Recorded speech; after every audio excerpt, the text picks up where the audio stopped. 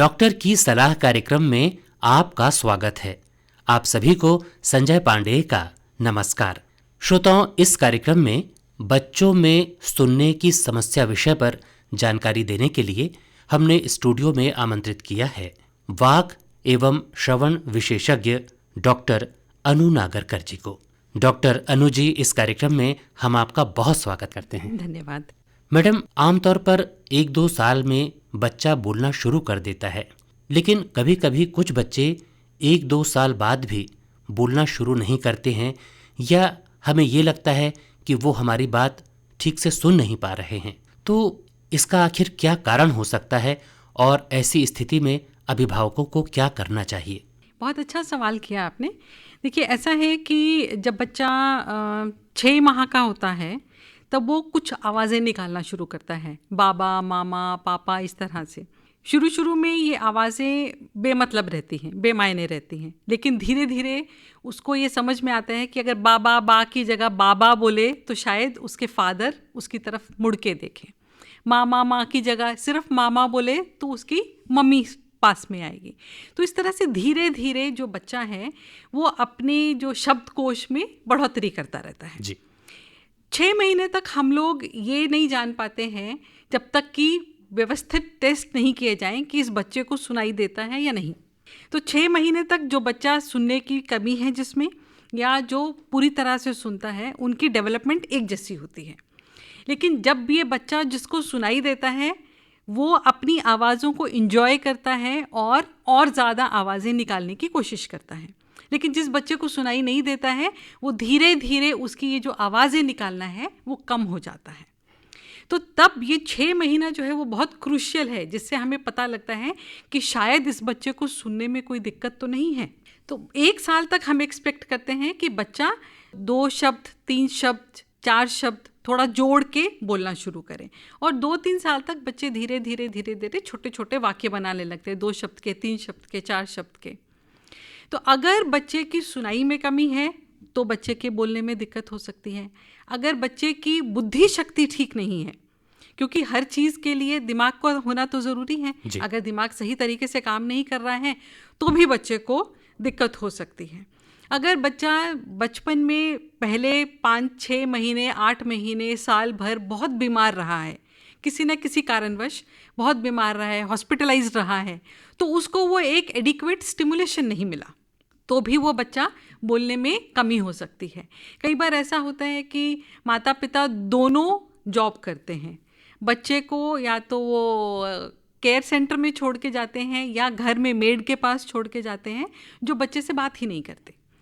बच्चे एनवायरनमेंट में आपस में जो हम लोग बात कर रहे हैं उसी को सुन सुन के उनको बोलने की एक इच्छा शक्ति उत्पन्न होती है और वो बोलने की कोशिश करते हैं।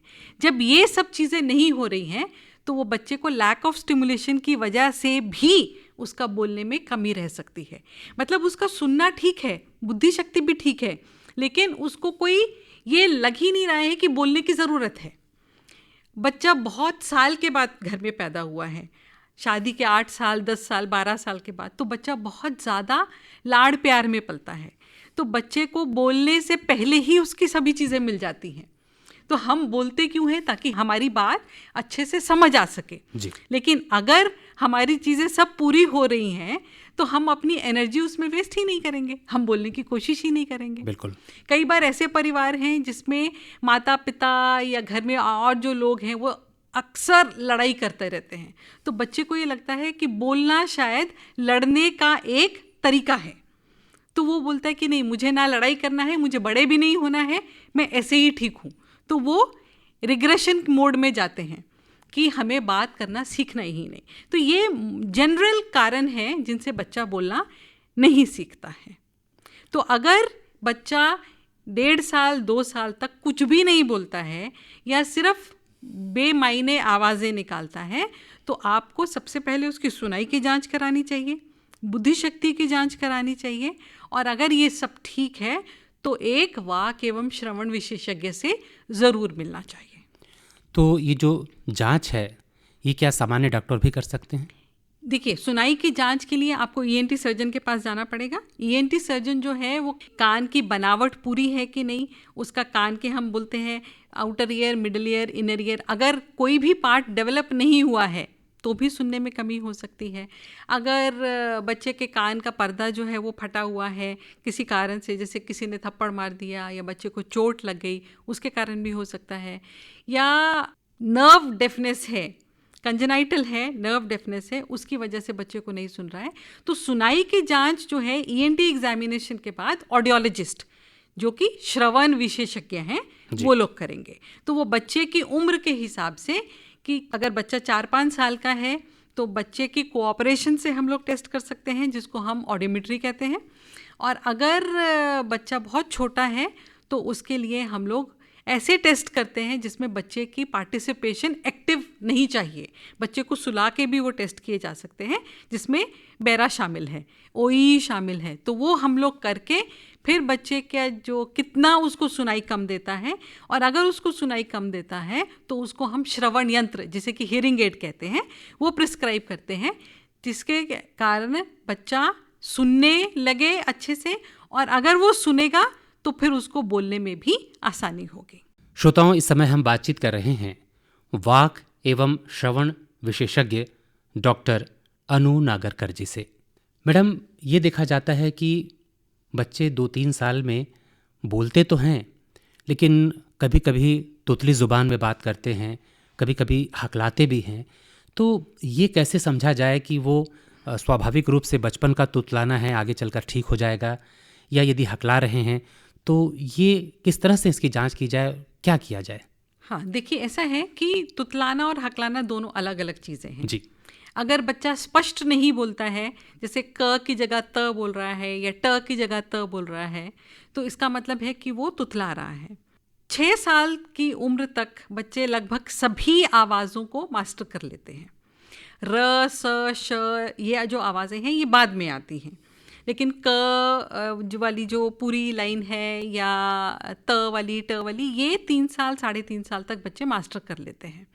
तो अगर बच्चा बहुत ज़्यादा आवाज़ों को स्पष्ट नहीं बोल रहा है तो इसका मतलब है कि उसकी जो बात है वो दूसरों को समझ में नहीं आएगी। माता पिता जो घर में रहते हैं या बाकी भाई बहन हैं या और घर वाले हैं, उनको तो रोज़ रोज़ वही आवाज़ सुन के आदत हो जाती है, इसलिए वो चेक भी नहीं करते हैं। और बच्चों का तुतलाना ये है कि उसमें कई बार माता पिता का भी बहुत बड़ा हाथ रहता है कि जब बच्चे छोटे होते हैं तो हम उनके साथ तुतला के बात करते हैं। बिल्कुल ठीक है, उनके आए मेरा बेटा ओले ओले ओले, आपको अच्छा चाहिए था, तो इस तरह से तो बच्चे को लगता है कि यही शायद नॉर्म है जी, यही सही है, तो वो उस तरह से करते हैं। तो एक बात हम हमेशा माता पिता को बोलते हैं कि बच्चा स्पष्ट बोल रहा है, अस्पष्ट बोल रहा है, हकला रहा है, तुतला रहा है, कुछ भी कर रहा है, लेकिन आप लोगों ने उसके साथ एकदम स्पष्ट रूप से बात करनी है, साफ बात करनी है, ताकि उसको एक अच्छा रोल मॉडल मिले। क्योंकि देखिए ऐसा है, वो सीख के नहीं आता है, उसने एनवायरनमेंट में, आसपास के वातावरण में जो सुन रहा है उसी को वो बोलना सीखता है। तो अगर हम साफ बोलेंगे, स्पष्ट बोलेंगे, तो बच्चा भी वो करने की कोशिश करेगा। अगर जो 5 साल 6 साल हो गए हैं तो भी बच्चा बहुत सारी चीज़ें अस्पष्ट बोल रहा है, तो आपको एक वाक विशेषज्ञ से जाके मिलना पड़ेगा। फिर यही बात है कि उसके जनरली तो इनऑर्गेनिक कारण रहते हैं, मतलब कोई खराबी नहीं है, जीभ में कोई खराबी नहीं है, गले में कोई खराबी नहीं, फिर भी बच्चा बोल रहा है क्योंकि उसने गलत सुना है या गलत सीखा है। या कुछ बच्चे सीखने के प्रोसेस में शुरू होते हैं तुतलाने से, लेकिन 5 साल 6 साल के होते होते उनकी आवाज़ साफ हो जाती है।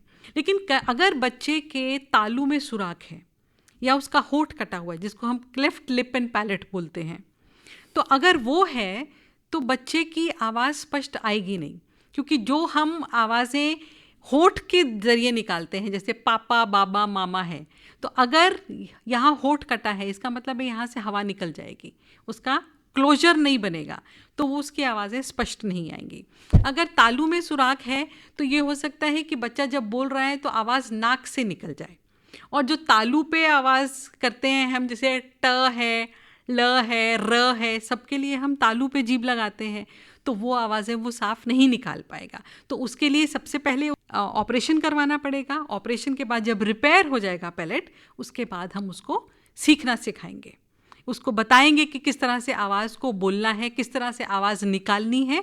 तो ये हुआ तुतलाना। बहुत पेरेंट्स, स्पेशली मदर्स, बहुत कॉम्पिटिटिव रहती हैं कि हमारा बच्चा जो है वो सबसे बेहतर होना चाहिए, सभी माँ बाप को लगता है। और कई बार क्या होता है कि जैसे बड़ी बहन है और भाई छोटा है, तो लड़कियाँ थोड़ा जल्दी बोलना शुरू करती हैं और उनका लैंग्वेज के ऊपर कमांड भी लड़कों से बेहतर रहता है। बड़े होते होते लड़कों का भी कमांड आ जाता है, लेकिन जब शुरू करते हैं तो लड़कियां बेहतर रहती हैं। तो अगर बड़ी बहन है तो हमेशा कंपैरिजन रहेगा कि उसने तो 1.5 साल में कितना पटर पटर बोलती थी, ये तो बोलता ही नहीं है, ये तो साफ नहीं बोलता है, तुम अच्छे से क्यों नहीं बोल रहे हो, तुम रुक रुक के क्यों बोल रहे हो, ऐसे क्यों कर रहे हो। बार बार अगर हम बच्चे को टोकेंगे तो वो बच्चा जो अपनी क्षमता के हिसाब से माँ बाप को, बड़ों को जवाब देना चाहता है, वो जवाब, क्योंकि उसकी लैंग्वेज उतनी डेवलप्ड नहीं है, उसकी वोकैबुलरी उतनी डेवलप्ड नहीं है, तो उसको वो रुक जाता है, वो सोचने लग जाता है कि क्या बोलना है। और वो सोच को, उस रुकने को माता पिता लेते हैं कि ये शायद ठीक से बोल नहीं पा रहा है, ये अटक गया है, तो उनको टेंशन हो जाती है। तो अगर 5 साल से छोटा बच्चा हमारे पास आता है और पेरेंट्स ये कंप्लेन करते हैं कि बच्चा हकलाता है, तो उनको हम लोग नॉर्मली बोलते हैं कि बच्चे को आप अवेयर न कराएं। अगर आप बच्चे को बार बार टोकेंगे तो जो चीज़ अभी प्रॉब्लम नहीं है, सिर्फ एक डेवलपमेंट का फेज़ है, अगर आपने बार बार रोका तो वो शायद प्रॉब्लम बन जाएगी।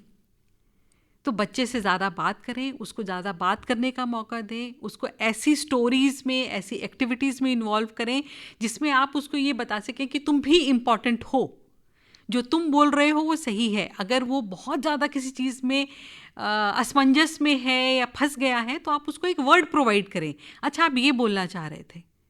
लेकिन अगर आपके फेशियल एक्सप्रेशन से बच्चे को ये पता लगा कि मेरी माँ टेंशन में है, तो वो बच्चा अपने आप को करेक्ट करने की कोशिश करेगा, और उसको वो पता नहीं है तो वो करेक्ट करने की बजाय अपने आप को प्रॉब्लम की तरफ ले जाएगा। तो सबसे बेहतर ये है कि अगर 5 साल से कम है तो हम थोड़ा सा टाइम देते हैं कि 2-3 महीने तक आप बच्चे से ज़्यादा बात करें। और फिर भी अगर आपको लग रहा है कि बच्चा बड़ा हो रहा है लेकिन उसको दिक्कत आ रही है, क्योंकि स्कूल में क्या है, जो बच्चे ठीक बोलते हैं वो उसका मजाक उड़ाएंगे, वो हंसेंगे कि कैसे बोलता है, तो वो बच्चा जो है फिर वो बोलेगा मुझे स्कूल नहीं जाना है, उसमें हीन भावना आ जाती है। तो इसलिए बच्चे को एनकरेजमेंट देना, उसका मॉरल सपोर्ट देना और उसको ऐसी परिस्थिति उत्पन्न करना जिसमें उसको कॉन्फिडेंस आए, तो वो बहुत हेल्प करता है, जहाँ तक कि हकलाने की बात है। श्रोताओं, इस समय हम बातचीत कर रहे हैं वाक एवं श्रवण विशेषज्ञ डॉक्टर अनु नागरकर जी से। मैडम, कभी कभी ये देखा जाता है 12-13 वर्ष की आयु में जब बच्चा पहुंचता है तो आवाज़ कुछ फटने सी लगती है या किसी की आवाज़ पतली लगने लगती है, और शायद यही वो उम्र भी होती है जब बच्चों की आवाज़ में परिवर्तन होने वाला होता है।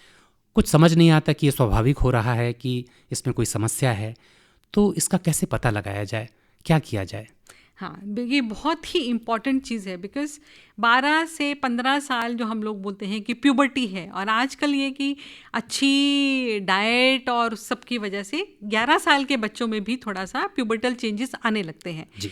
तो लड़के और लड़की दोनों की आवाज़ बदलती है जी। लेकिन लड़कियों की आवाज़ में इतना ज़्यादा पिच में चेंज नहीं आता, तो वो पता नहीं लगता जी। लेकिन लड़कों में आवाज़ जो है वो काफ़ी बदल जाती है, क्योंकि छोटे बच्चे जो अगर फ़ोन पे सुनेंगे तो लड़का है या लड़की हम पता नहीं लगा सकते जी, बिल्कुल, क्योंकि एक ही जैसी श्रिल वॉइस रहती है। तो अब भी लड़कों की आवाज़ जब प्यूबर्टल चेंजेस आते हैं तो उनकी आवाज़ थोड़ी मोटी हो जाती है।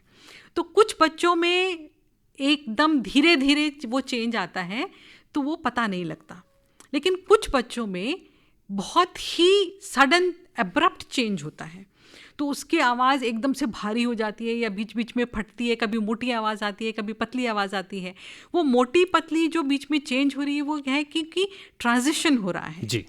लेकिन बाकी लोग उसको नहीं समझते हैं। अगर किसी के घर में 2 बहनें या 3 बहनें थी तो उनका तो कभी ये हुआ ही नहीं, तो उनको बिल्कुल ये लगेगा कि क्या इसके कैसी फटे जी, बांस जैसी आवाज़ आ रही है, बिल्कुल। उसका मजाक उड़ाएंगे। तो इस समय बच्चों को बहुत सपोर्ट की ज़रूरत है, बॉयज़ को। तो इसको हम प्यूबर फोनिया बोलते हैं। फोनिया आवाज़ और प्यूबर मतलब प्यूबर्टी से रिलेटेड। जी, और ये वैसे एक फिजियोलॉजिकल चेंज है। कभी कभी ऐसा होता है कि अगर परिवार में सब लड़कियां ही लड़कियां हैं तो उसको वही आवाज़ अच्छी लगती है, वो अपनी आवाज़ चेंज ही नहीं करना चाहता। जी, तो इसलिए भी उसकी आवाज़ पतली रह जाती है।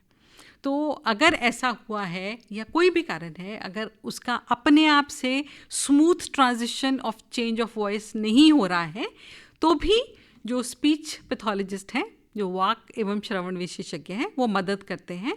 हम लोग उसकी पिच को, जो ऑप्टिमम पिच को लाने की कोशिश करते हैं और उसको स्टेबलाइज करवाते हैं अलग अलग एक्सरसाइजेस से। जब तक उसको अपने आप सुन के ये नहीं लगेगा कि यही मेरी आवाज़ होनी चाहिए, जी, तो वो अपने आप को चेंज करने की कोशिश नहीं करे, बहुत मुश्किल हो जाता है।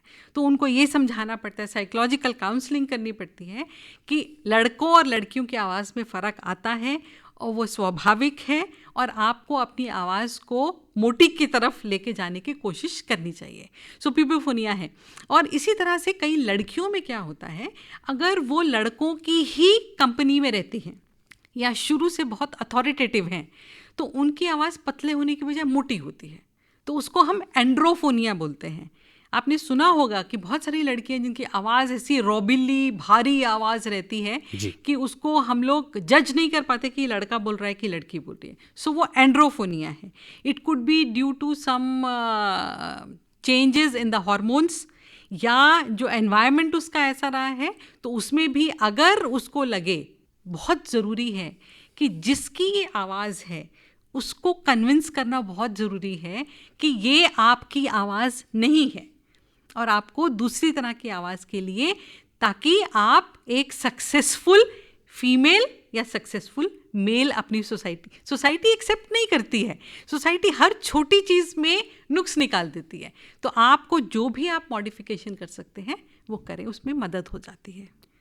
मैडम, जिस तरह की परिस्थितियां आपने बताई, आजकल बहुत से परिवार ऐसे होते हैं जिनमें एक ही बच्चा होता है, तो अभिभावकों को आप क्या सलाह देना चाहेंगे, किस तरह से वो सावधानी रखें और इसका निदान किस तरह से वो करें यदि इस तरह की समस्या उनके बच्चे के साथ है तो? देखिए, ऐसा है कि आजकल जब भी अगर डिलीवरी हॉस्पिटल में हुई है तो यूनिवर्सल न्यूनेटल हियरिंग स्क्रीनिंग के तहत हम लोग ये कोशिश करते हैं कि जितने बच्चों की डिलीवरी हॉस्पिटल में हुई है, before they are discharge from the hospital उनका हियरिंग स्क्रीनिंग हो जाए। तो एक चीज़ हम रूल आउट कर लेते हैं कि बच्चे को सुनाई ठीक देता है, और पीडियाट्रिशियन एक मोटा मोटा सब चेकअप कर लेता है कि उसका सब बाकी डेवलपमेंट जो है वो नॉर्मल है। क्योंकि कई बार देखा गया है, अगर बच्चा डिलीवरी के टाइम पे, डिलीवर होने के टाइम एकदम से रोता नहीं है, तो रोता नहीं है उसको हम बच्चे को मार के रुलाते हैं या कुछ है, उसका मतलब है कि बच्चे का जो ऑक्सीजन सप्लाई है इंडिविजुअल, वो चालू नहीं हुआ है। अभी तक जब तक वो बच्चा गर्भ में था तो वो मदर के थ्रू हो रहा था। अब जब बाहर आया है, जब वो रोएगा तभी उसका अपना सब सिस्टम चालू होगा। तो उसमें अगर ज़्यादा देर तक बच्चा नहीं रोया तो उसको परमानेंट ब्रेन डैमेज हो जाता है। तो उसकी वजह से बहुत सारे प्रॉब्लम्स हो जाते हैं कि उसका मंदबुद्धि भी हो सकता है, मंदबुद्धि हुआ तो उसका बोलना भी अफेक्टेड हो सकता है। और जैसे मैंने पहले भी बताया कि सुनने का जो है 6 महीने तक पता नहीं लगता है। जो पहले इनिशियल हमने स्क्रीनिंग किया तो उसको भी हम लोग फॉलोअप पे रखते हैं जब तक कि बच्चा बोलना शुरू नहीं करे, क्योंकि हो सकता है कि पहले जो रिस्पॉन्स आया वो फॉल्स नेगेटिव है, फॉल्स पॉजिटिव है। देखना पड़ता है कि फॉल्स पॉजिटिव अगर रिस्पॉन्स आया तो हमको लग रहा है कि सुन रहा है, लेकिन वो नहीं आया है। और कई बार ऐसा है कि बच्चे को सुन रहा है लेकिन उसमें रिस्पॉन्स आया कि बच्चे को सुनता नहीं, तो वो फॉल्स नेगेटिव रिस्पॉन्स है। तो हमको वो भी चेक करना है। तो हम फॉलोअप पे रखते हैं बच्चे को 1-1.5 साल की उम्र तक, जब तक कि बच्चा बोलना नहीं शुरू करे। तो ऐसा ये है कि अगर आपका बच्चा फर्स्ट बर्थडे तक कोई भी आवाज़ नहीं निकाल रहा है, 2 साल तक उसने जोड़ के बात करना नहीं शुरू किया है, और आपको लगता है कि कोई ज़ोर से आवाज़ हुई लेकिन बच्चा चौंका नहीं, बच्चा सो रहा है, कोई बर्तन ज़ोर से गिर गया, किसी ने ज़ोर से दरवाजे को नॉक किया, डोरबेल बहुत ज़ोर से हुई है, तो भी बच्चा उठा नहीं, उठ के दोबारा सो जाए, लेकिन चौंकना उसको चाहिए, वो नहीं हुआ है। आप दूसरे कमरे में है, बच्चा आपकी आवाज़ सुन के चुप नहीं हो रहा है, रो रहा है, तो इसका मतलब है कि शायद बच्चे को सुनाई नहीं दे रहा है। तो आपको जाके एक ENT स्पेशलिस्ट को मिलना चाहिए, जो कि आपको एक स्पीच पैथोलॉजिस्ट या ऑडियोलॉजिस्ट के पास रेफ़र कर देंगे। और छत्तीसगढ़ में ये सुविधाएं उपलब्ध हैं। रायपुर में एम्स में, मेकाहारा में, बाकी सभी जो स्टेट मेडिकल कॉलेजेस होते हैं उसमें छोटा या बड़ा ये फैसिलिटी रहता ही है, ENT डिपार्टमेंट के साथ जुड़ा रहता है। और साइकोलॉजी जो डिपार्टमेंट है उसमें मंदबुद्धि की जांच करने के लिए साइकोलॉजिस्ट, चाइल्ड साइकोलॉजिस्ट है, डेवलपमेंटल साइकोलॉजिस्ट है, वो अवेलेबल रहते हैं। वो भी सभी बड़े अस्पतालों में रहते हैं। और आजकल तो ऑनलाइन का डिजिटल ज़माना है, तो ऑनलाइन भी आप किसी से राय ले सकते हैं और उसके बाद जो भी ज़रूरत पड़े उसके बाद अपने जो भी पास का अस्पताल है, बड़ा अस्पताल है, उसमें जाके जांच करवा के आप एक निश्चित रूप से ये जान सकते हैं कि ये प्रॉब्लम है और ये प्रॉब्लम नहीं है। क्योंकि अगर हम जो प्रॉब्लम है उसको जल्दी आइडेंटिफाई करेंगे तभी हम उसको नॉर्मल होने में ज़्यादा बेहतर मदद कर सकते हैं। अगर सुनाई की जांच 6 महीने में हो जाती है और पता लग जाता है कि उसको सुनने में दिक्कत है और सुनाई की मशीन लग जाती है, हियरिंग एड लग जाती है या कॉक्लियर इम्प्लांट की सर्जरी हो जाती है 1 साल तक, तो बच्चा एक नॉर्मल बच्चे की तरह से सुनना और बोलना शुरू कर देगा। सेम बच्चा अगर वो 6 साल, 7 साल, 8 साल में जाके आइडेंटिफाई होता है तो उसकी जो लैंग्वेज है वो लिमिटेड हो जाएगी, क्योंकि हर चीज़ को सीखने का एक वक्त रहता है और वो वक्त निकल जाए तो ये नहीं हम बोलते कि सीखेगा नहीं, लेकिन कितना सीखेगा उसकी गारंटी नहीं दी जा सकती। सो इसलिए बहुत ज़रूरी है कि हम हमेशा चौकस रहें। कभी भी कुछ भी दिक्कत रहती है, ये हो सकता है कि हमारा जो सोच है बच्चे के उसके बारे में, प्रॉब्लम के बारे में, शायद हमने ओवर थिंकिंग किया है, हमें ज़्यादा डर लग रहा है, लेकिन वो डर का निदान करना और उसका ये देखना कि नहीं नहीं कुछ भी नहीं था, खाली हमारा भ्रम था, वो बेहतर है बजाय इसके कि हम ये सोचते रहे नहीं आज नहीं तो कल, आज नहीं तो कल, और करते करते हम लोग साल बिता दें, उसमें बच्चे को ज़्यादा दिक्कत हो जाएगी। तो डॉक्टर अनु नागरकर जी, बच्चों में सुनने की समस्या विषय पर आपने काफ़ी विस्तार से जानकारी दी, समस्या की परतों को बहुत बारीकी से खोला और उसका समाधान बताया। इसके लिए आपका बहुत बहुत धन्यवाद। और श्रोताओं, इसी के साथ डॉक्टर की सलाह कार्यक्रम का ये अंक संपन्न होता है। अनुमति दीजिए अपने दोस्त संजय पांडेय को। नमस्कार।